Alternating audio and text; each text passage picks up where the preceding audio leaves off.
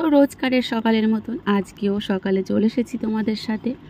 তো প্রথমেই আজকে না পাপাই সোনা কী করেছে, ঘুমের থেকে উঠেছে সকালে, উঠে আবার ঘুমিয়ে পড়েছে। তো ও ভাবলাম যে থাক ঠিক আছে ঘুমাক, আজকে সকালে যেহেতু পড়া নেই তো একটু ঘুমিয়ে পড়ছে। আর দেখো আমি তুলে দিলাম তো আবার ঘুমিয়ে পড়ছে। তো প্রথমেই আমি বিছানাটা পরিষ্কার করে নিই। আর আমাদের এখানে পাখির কলরব, এত পাখির কলরব কী যে ভালো লাগে কি বলবো। মানে অনেক গ্রামে আছে তাও দেখি না, আর এখানে আমাদের ঘরের পিছনটাতে এত পাখির ডাক, এত পাখির ডাক। তুমি মানে এক একটা প্রহরেও পাখির ডাক থাকে, সেই প্রহরে পরেও পাখির ডাকে আর কি। তো মোটামুটি আমার বিছানা পরিষ্কার করা হয়ে গেছে। আমি কি করি, বিছানা পরিষ্কার করার পরে, আর যেহেতু আজকে বাবার জন্য একটু দেরি করেই উঠেছে, ব্রাশ ট্রাশ করে এসে আবার ঘুমিয়েছে, তো আমি বাইরে বেরোনোর আগে বিছানা পরিষ্কার করে আর ওর স্কুলের ব্যাগ স্কুলের ড্রেস সব এক জায়গায় দিয়ে, আর আমাদের যে জামা কাপড়গুলো এলোমেলো ছিল সেগুলো গুছিয়ে নিচ্ছি।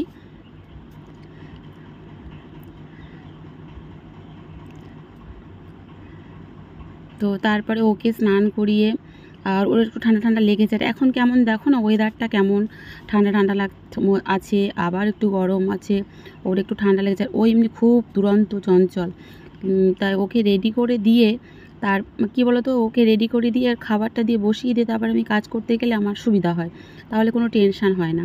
তো মোটামুটি ওকে রেডি করে দিয়েছি। আর এখন একটু বেলার দিকে খুবই গরম, তো ও ঝামেলা করছিল যে হাফ প্যান্ট পরবে না, তাই আমি বললাম এখন গরম পড়ে গেছে হাফ প্যান্টটা পর। ও কিছুতেই পরতে চায় না, তো আমি জোর করে পরিয়ে দিলাম। তো মোটামুটি ও রেডি হয়ে গিয়েছে, ওকে ঘরে রেখে তারপরে, আর আজকে আমার না দেরি হয়ে গিয়েছে। দেরি হয়ে গেলে কি করে, আমি আগে স্নানটা সেরে নিই, আগে বিছানা তুলে ঘরটা মুছে আগে করে নিই। তো আজকে বিছানাটা পরে তুলেছি, আগে ঘরটার ঝেড়ে ঘরটার মুছে টুছে স্নান করে ভাত ডাল ওদিকে বসিয়ে দিয়েছি, কারণ ও খেয়ে যাবে, পাপাই সোনা খেয়ে যাবে, তারপরে বিছানা তুলেছি। আসলে ও ঘুমাচ্ছিল, নাহলে আমি রোজকারের মতন আগে বিছানা তুলি।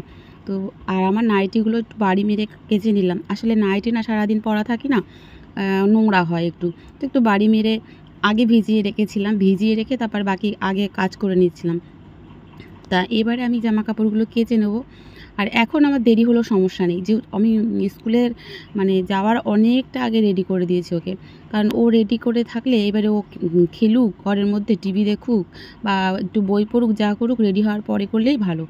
তো তারপরে আমি জামা কাপড় মোটামুটি আমার কাচা হয়েও গেছে, তো মোটামুটি এবারে ধুয়ে নেবো, ধুয়ে নেওয়ার পরে কমফর্ট দিয়ে দেবো।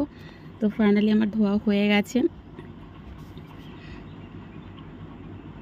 আসলে ওই যে হাতে ঘাড়ের সমস্যার জন্য আমি না ওষুধ খাই রাতে, আর এই ওষুধ খাওয়ার জন্য আমার না একটু ঘুমটা হয় বেশি।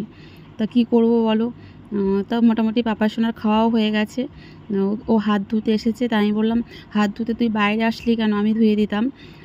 ওই মোজা পরা হয়ে গেছে না, আর বারান্দাটা আমাদের না মুছলে অনেক দেরি হয় শুকাতে, মোজাটা ভিজে ভিজে যাবে। তো ওরও হয়ে গেছে, ওই দেখো যাচ্ছে। এই রেডি হয়ে যদি সময় থাকে না সাইকেল বের করবে। তো আমি এবারে পুজোর কাজে আসছি, জামা কাপড় কেচে নিয়ে আজকে না আমার সব উল্টো পাল্টা করে কাজ। তো আমি দেখো ঠাকুরের বাসনগুলো এবার মেজে নেব। আমার ঠাকুরের সবই পেতলের বাসন, সবই বলতে গেলে তামা পেতলেরই বাসন। আমরা মানে আমার মতন তোমরাও চাইবে ঠাকুরের জন্য তো স্টিলের বাসন, মা লক্ষ্মী বিশেষ করে স্টিলের বাসন বা লোহার বাসন পছন্দ করে না, তাই তার জন্য আমি কী করি সব কিছুই ওর ঠাকুরের জন্য সব পেতলের বাসনই কিনেছি। বিশেষ রোজকারের ব্যবহারের জন্য তো সেরকম বিশেষ বাসন লাগে না, থালা গিলাস, এই শঙ্করদানি, ধূপদানি, প্রদীপ, এইগুলো সবই আমার পেতলের। প্রদীপটা আমি সপ্তাহে একদিন মানে মাঝি, যেহেতু ঘি দেওয়া থাকে, আর আমি না ঘিয়ের প্রদীপ ধরাই। ঘিয়ের প্রদীপ ধরালে না একটা পজিটিভ এনার্জি কাজ করে, সেজন্য আমি ঘিয়ের প্রদীপ ধরাই। তবে বছরে একদিন আমি সর্ষের তেলের প্রদীপ ধরাই, সেটা হচ্ছে ভূত চতুর্দশীর দিনকে। তাছাড়া আমি প্রত্যেকটা দিন ঘিয়ের প্রদীপই ধরাবে। কারণ কি বলো তো, সংসারের এত খরচ যদি আমরা চালাতে পারি, তো একটু ভগবানের নামে এইটুকু করব তো কি হয়েছে। ভালো থাকতে আমরা কে না চাই বলো। তো ভালো থাকার জন্য কত নিয়ম আছে, সেই নিয়মগুলোকে আমরা চেষ্টা করি পালন করার জন্যে, একটু যাতে ভালো থাকতে পারি, আমরা একটু যাতে ভালোভাবে কাটাতে পারি। তো এমনি তো হিসাব করে তো চলতেই হবে, কর্ম ধর্ম দুটোই। যেমন আমাদের কর্ম করতে হবে, সেরকম আমাদের ধর্ম পালনও করতে হবে। যার যে ধর্ম, আমি সব ধর্মকেই সম্মান করি, কারণ এটা করা উচিত। যার যেটা নিয়ম সে সেটা অবশ্যই করবে। তো আমি দেখো বাসনগুলো ধুয়েও নিচ্ছি। আর পিতাম্বারি দিয়ে বাসন মাজার পরে মুছে নিতে হবে, না হলে কি বলো তো দাগ, মানে দাগ দাগ হয়ে যায়। আর যেহেতু আমাদের এখানে নোনা জল, তো নোনা জলের কারণে না ঠাকুরের বাসন বা পেতলের বাসন সব কেমন হয়ে যায়। সেজন্য আমি পিতাম্বারি দিয়ে মাজি। আর পিতাম্বারি দিয়ে রেগুলার মাজলে কি হয়, ঠাকুর বাসন না বেশি দিন যায়ও না। আমার এই দুটো গ্লাস ফেটে গিয়েছিল, তো আমি আবার কিনে নিয়ে এসেছি। আর আমার এমনি আর একটা সেটও আছে ঠাকুরের জন্য, তোমাদের একদিন দেখাবো। সেটা খুব সুন্দর, আবার সেট আমি কিনে নিয়ে এসেছি আবারও।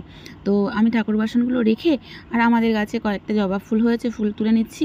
যখন ফুল তুলছি আমার যা ওইদিকে ডাকছিল, আমি একটা আকন্দ ফুল তুলতে গিয়েছিলাম, ধুতরা ফুল। তো আমার যা ডাকছিল যে আমাদের এখানে ফুল আছে তোলা, আট মন্দিরের সামনে নিয়ে যা, আমাদের পুজো দেওয়া হয়ে গিয়েছে।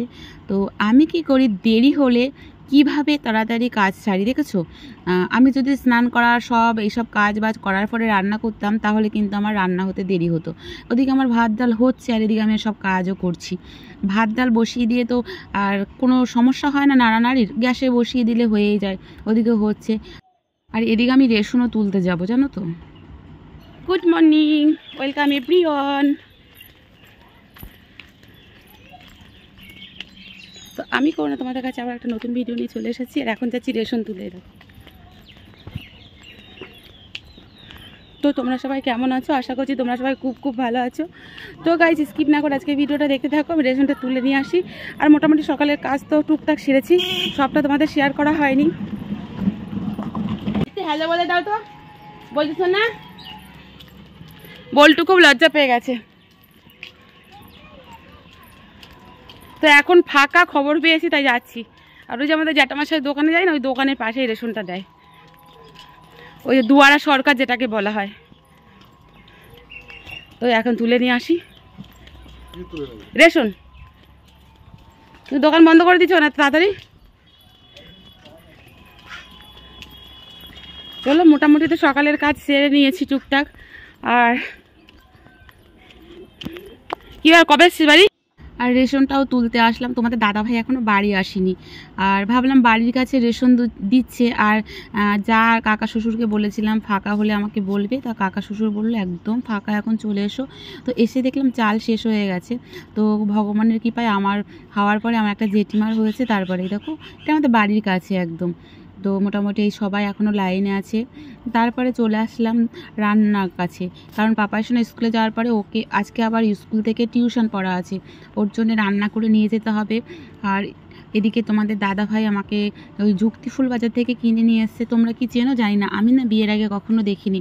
তো এই যুক্তিফুলটা যেমন আমরা নিম বেগুন করি, সেরকম বেগুন দিয়েই করবো, একটু তেতো তেতো হয়। তো বেগুন দিয়ে করলে তো একদমই তেতো হয় না। কীভাবে করছি তোমাদের হালকা হালকা দেখিয়ে দেবো। তো ওদিকে যুক্তি ফুলটা তোমাদের দাদাভাই বেচে দিচ্ছে, আর এদিকে চলো রান্নাঘরে এরকম আমি বেগুন কেটে নিয়েছি। আর এদিকে ফাইনালি রান্নাটা বসিয়েও দিয়েছি।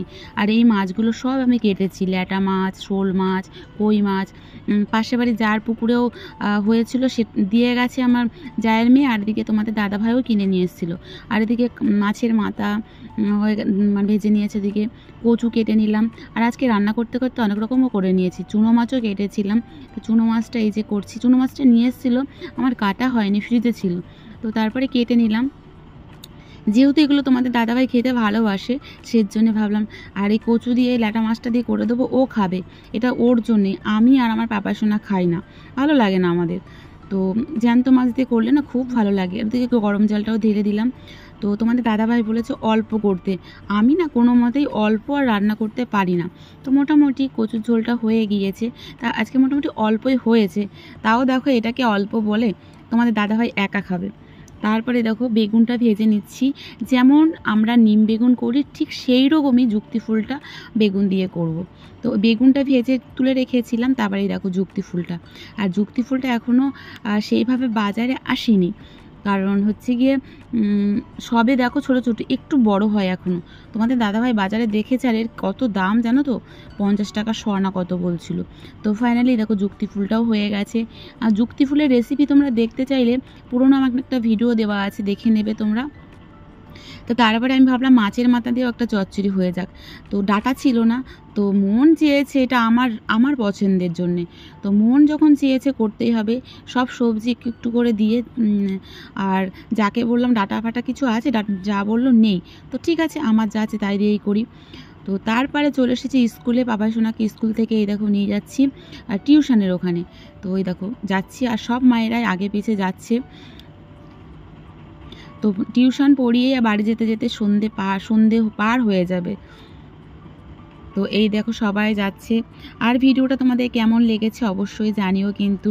আর এদিকেও দেখো কুকুরে বাচ্চাগুলো জল খাচ্ছে। তো নেক্সট দেখা হচ্ছে নতুন ভিডিওর সাথে। গুড ইভিনিং, টাটা, জয় রাধে মা।